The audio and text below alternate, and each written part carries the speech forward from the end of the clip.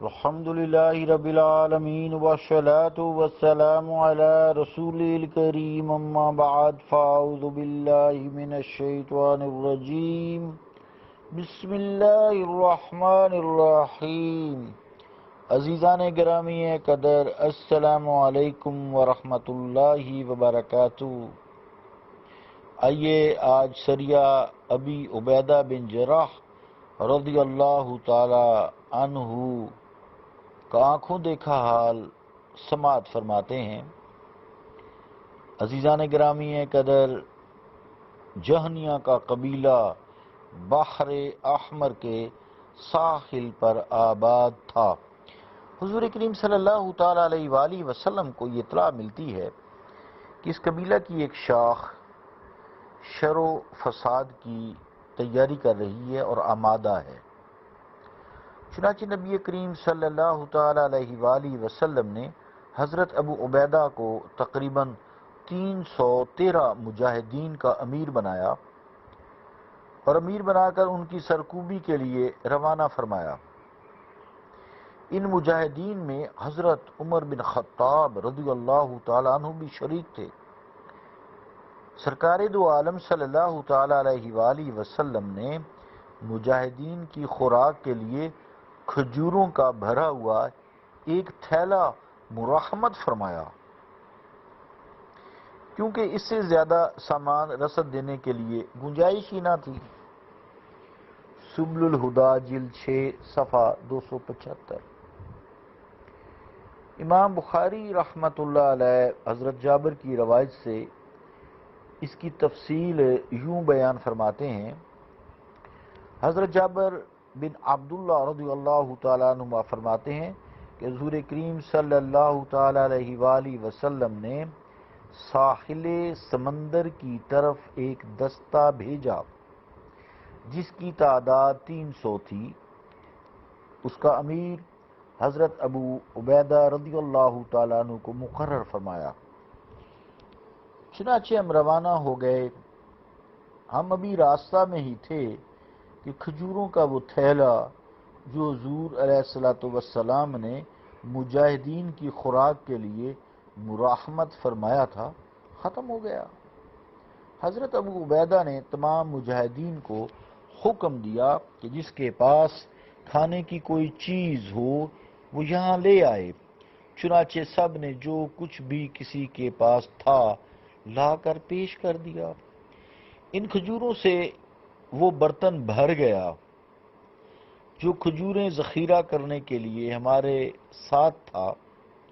حضرت ابو عبیدہ ہر روز ہر مجاہد کو کھجوروں کی ایک مٹھی بھر کر دیتے۔ اس پر ہمیں 8 پہر گزارنے پڑتے۔ چند روز کے بعد جب یہ کھجوریں بھی ختم ہونے کے قریب پہنچ گئیں تو آپ نے کھجوروں کی ایک مٹھی دینے کی بجائے مجاہدین کو اب کھجور کا ایک ایک دانہ عطا کرنا شروع کیا۔ وہب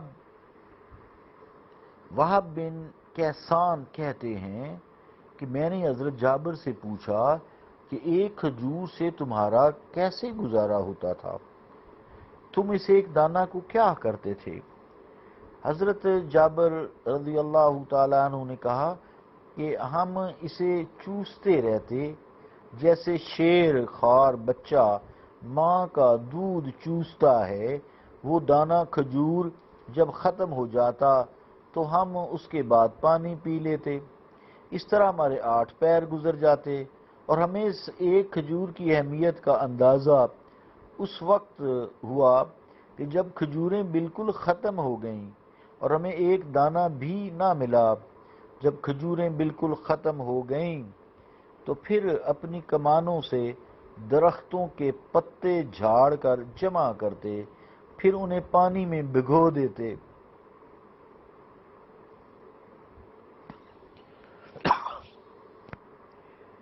جب نرم ہو جاتے تو پھر ہم انہیں کھاتے۔ ان پتوں کو پہم کھانے سے ہمارے ہونٹ زخمی ہو گئے اور سوج کر اونٹ کے ہونٹوں کے برابر ہو گئے۔ ہمیں 3 ماہ تک وہاں رکنا پڑا، اور یہی بھیگے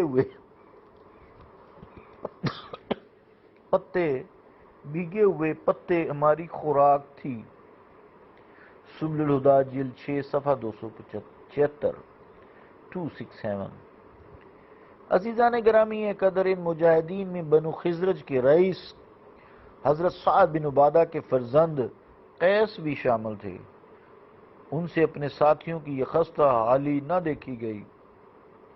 انہوں نے بآواز بلند اعلان کیا کہ کوئی شخص مجھ سے اونٹوں کے بدلے کھجوریں خریدنے کے لیے تیار ہے، وہ اب اونٹ مجھے دے دے اور میں اسے یہ کھجوریں مدینہ طیبہ واپس جا کر دے دوں گا۔ جہنیہ قبیلہ کا ایک آدمی قیس کو مل گیا۔ آپ نے اسے کہا کہ میرے ہاتھ اونٹ فروخت کر دو، میں اونٹ کی قیمت مدینہ طیبہ کی کھجوروں کی شکل میں ادا کروں گا۔ اس شخص نے کہا کہ میں آپ کو نہیں جانتا، ذرا اپنا تعارف تو کرائیں۔ قیس نے کہا میں قیس بن سعد بن عبادہ بن دلیم ہوں رضی اللہ تعالیٰ عنہ۔ اس شخص نے کہا مجھے اب مزید تفصیل کی ضرورت نہیں، میرے لیے یثرب کے سردار سعد کا نام ہی کافی ہے۔ سبحان اللہ۔ قیس نے اس سے 5 اونٹ خریدے اور فی اونٹ 1 وسق کھجور اس کی قیمت طے ہوئی۔ وسق ایک پیمانہ ہوتا ہے جو 60 صاع کے برابر ہوتا ہے۔ اس عرابی نے کہا کہ میں فلاں قسم کی کھجوریں لوں گا۔ قیس نے کہا میں تجھے اس قسم کی کھجوریں دوں گا۔ چنانچہ چند مہاجر اور انصار سودے کے گواہ مقرر کیے گئے۔ حضرت عمر رضی اللہ تعالیٰ عنہ نے گواہ بننے سے انکار کر دیا۔ آپ نے فرمایا یہ قرضہ لے رہا ہے، حالانکہ اس کے پاس کچھ بھی نہیں، سارا مال تو اس کے باپ کا ہے، اس لیے میں اس سودے کا گواہ نہیں بنتا۔ سبحان اللہ، تقویٰ دیکھیں۔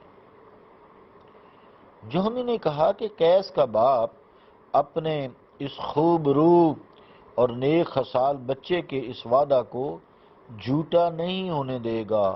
قیس نے 5 اونٹ لے لیے اور ہر روز 1 اونٹ ذبح کر کے مجاہد بھائیوں کو کھلاتے رہے۔ سبحان اللہ۔ 3 دن تک یہ سلسلہ جاری رہا۔ چوتھے روز امیر لشکر نے قیس کو اونٹ ذبح کرنے سے روک دیا۔ کہا اے قیس، تیرے پاس مال تو ہے نہیں، کیا تم یہ پسند کرتے ہو کہ تم اپنا معاہدہ توڑنے پر مجبور ہو جاؤ اور معاہدہ شکن کہلاؤ؟ قیس نے جواب دیا آپ میرے باپ کو جانتے ہیں، وہ لوگوں کے قرضے ادا کرتا ہے، وہ دوسروں کا بوجھ خوشی سے اپنے سر اٹھا لیتا ہے اور زمانہ قحط میں بھی لوگوں کو کھانا کھلاتا ہے۔ کیا وہ میرے ذمہ جو کھجوریں ہیں وہ انہیں ادا کرنے میں بخل سے کام لے گا؟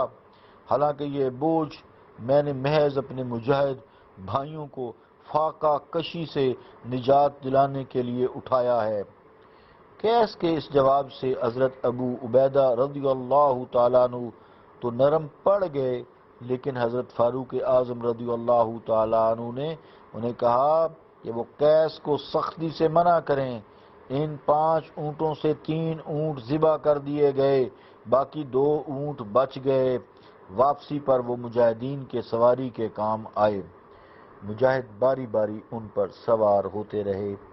عزیزان گرامی قدر، وقت پورا ہوا، اسی منظر کو آگے انشاءاللہ تعالی کل بڑھائیں گے۔